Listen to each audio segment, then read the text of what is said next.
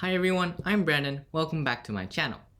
I recently read an interesting business article in Economist called A Year of Raising Furiously. It was interesting because I know all of us are dealing with a pandemic and it's been a challenging year for many. This article was very revealing because it shows how some of the world's richest companies have responded. The results were surprising, but before I highlight some key takeaways, I'd like to briefly provide some basic background information and terminology relevant to this article. Businesses often want to raise external money. They can use this new money to better run their business. For example, they can use the new cash to expand operations, purchase new equipment, hire new employees, start new projects, and in general to invest in future growth. There are two primary ways of raising money, also known as raising capital. There's debt financing and equity financing. At a high level, debt financing is capital or money acquired through the borrowing of funds to be repaid to the lender at a later date with interest. For example, a corporation may issue bonds to raise money. A bond is essentially a loan between an investor and a corporation. The investor agrees to give the corporation a certain amount of money for a specific period of time. In exchange, the investor receives periodic interest payments from the corporation. The interest rate set on the bonds is affected not only by the Federal Reserve, but also by the credit rating of the company and the demand from investors. Equity financing refers to generating funds by the sale of stock, such as through an initial public offering, commonly referred to as an IPO. An IPO allows a private company to raise funds by offering shares to the public. A company that completes an IPO becomes a publicly traded company. Once investors purchase stock in a company, they own a stake in the business.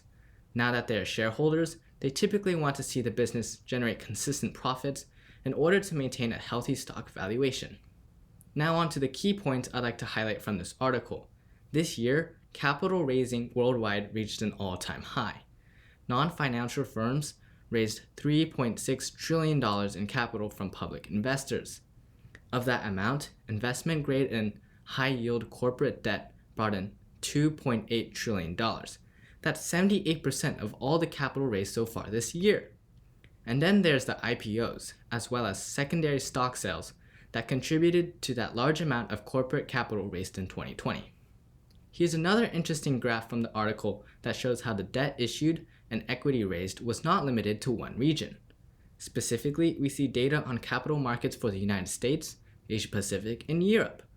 While the US had some high and low months, shown in the lower two colors, it represents a good proportion of capital raised relative to Asia Pacific and Europe. It's also worth noting that Asia had a fairly consistent level of activity throughout the year, even issuing more debt and raising more equity than the US in July.